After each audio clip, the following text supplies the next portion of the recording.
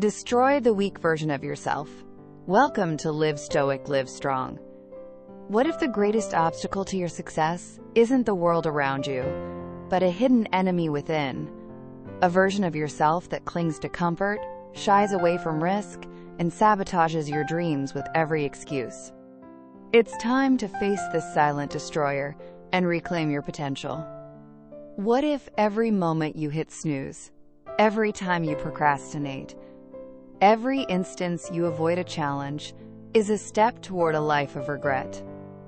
Deep inside, you feel the pull to become more, to break free from the chains of mediocrity.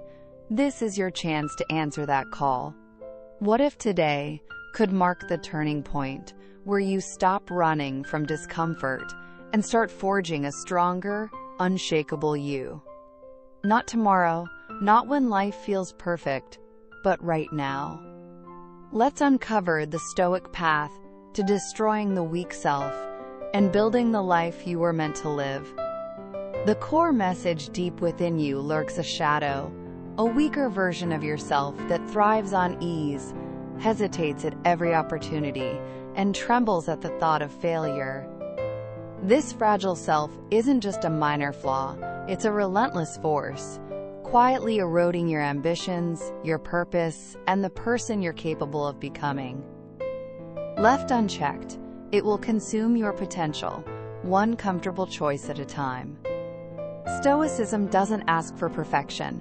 It demands discipline, resilience, and a fierce commitment to growth. It challenges you to make a brutal, life-altering decision, to cast aside the soft, comfort-seeking self and forge a new you, tempered by challenge, hardened by adversity, and driven by purpose. This journey isn't easy, but it's necessary. Here's how you wage war on the weak self and emerge victorious. 1. Identify the weak self. Thank you for staying with Live Stoic, Live Strong. It means you're seeking more than words. We're here for that journey with you. You know this version of you. It's the knot in your stomach when you hesitate, the weight of procrastination that keeps you stuck, the voice that whispers, "Not yet," or "It's too hard." It's the part of you that craves instant gratification, that justifies skipping the gym, scrolling endlessly, or avoiding tough conversations. This weak self wasn't created in a single moment. It was sculpted over years, built by every time you chose ease over effort, safety over growth, comfort over discipline. Each small surrender strengthened its hold until it became your default way of being. But here's the liberating truth. Your past doesn't define your future. Stoic philosopher Epictetus said, "Difficulties show a man what he is." When life reveals your weaknesses, it's not a curse. It's a map to your next battlefield. Your task is to name this weak self, to see it clearly in every excuse and hesitation, and to confront it with unflinching resolve. Stop hiding from it. Stop feeding it. Start dismantling it, piece by piece, until the stronger you takes its place. 2. Choose discipline over fleeting motivation. Motivation is a fickle companion.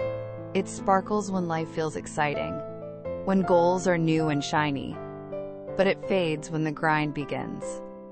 The weak self thrives on this fleeting feeling, waiting for the perfect moment to act, forever chasing the next burst of inspiration. The strong self, however, doesn't wait. It builds systems, habits, and an ironclad commitment to action. Marcus Aurelius, the Stoic emperor, fought a daily battle against his own desire for comfort. Each morning, he reminded himself that he was made for purpose, not for lingering in warm blankets or indulging in laziness. This wasn't a lofty ideal. It was a raw, internal war against the weaker self. When you choose discipline, you silence the part of you that demands readiness. You train yourself to act, regardless of mood or circumstance. That's where true power lies, and the will that endures when motivation vanishes. Every time you choose what's necessary over what's comfortable, whether it's waking up early, tackling a hard task, or saying no to distraction, you chip away at the fragile self. Discipline isn't a talent, it's a skill, forged through relentless repetition. It's the crucible where the weak self is burned away, and the warrior within is born. 3. Embrace voluntary discomfort. Strength isn't built in the soft embrace of comfort. It's forged in the searing heat of discomfort. The Stoics understood this profoundly.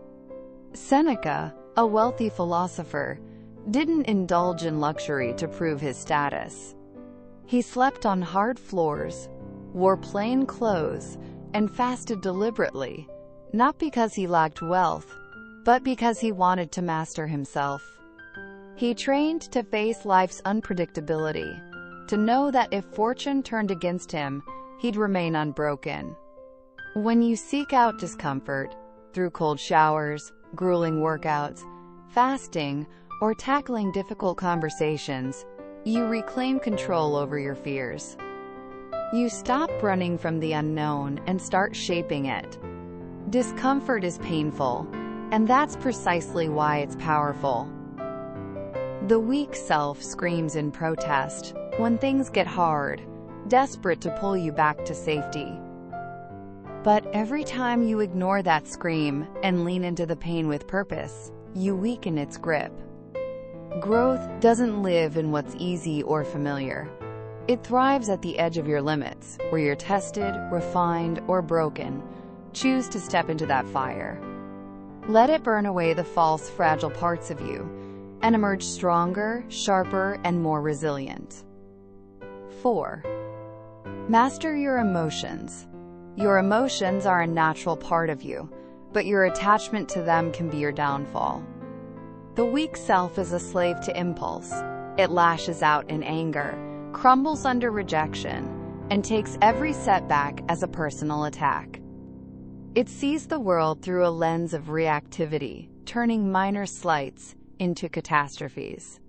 The Stoic self, however, is different. It pauses. It breathes. It observes its emotions without being consumed by them, then responds with clarity and intention. When someone disrespects you, the Mophileus, weak self wants to retaliate, to prove itself. The strong self holds composure, not out of weakness, but because it knows true power lies in restraint. Seneca warned, "We suffer more often in imagination than in reality." Your mind can amplify emotions, turning them into monsters that cloud your judgment. To destroy the weak self, you must train not just your actions, but your responses. Every time you pause before reacting, every time you ask, "Is this worth my energy?" you build a fortress of self-mastery. The real battlefield isn't the external world, it's your perception. Conquer your inner world, and no external storm can shake you. Emotional discipline is the cornerstone of an unshakable life. 5. Build a daily ritual of inner mastery. Destroying the weak self isn't a one-time victory. It's a lifelong campaign. Every day, that fragile self tries to creep back, disguised as comfort, laziness, or fleeting pleasure. Your mission is to bury it again and again through consistent, intentional practice. Build rituals that anchor your purpose. Wake up early and set an intention for how you'll show up in the world. Journal at night, not just to vent, but to dissect your day. Where did you falter? Where did you rise? Practice what you preach, especially in the quiet moments when no one's watching. Marcus Aurelius wrote his asterisk meditations, not for fame, but as a private dialogue with himself, a reminder to stay true to his principles. The real work of transformation happens in silence. When you reject distractions, say no to the easy path, and choose discipline over indulgence. The stronger self isn't built through grand gestures or external acclaim. It's forged by aligning your actions with your values, day after day, even when it's grueling.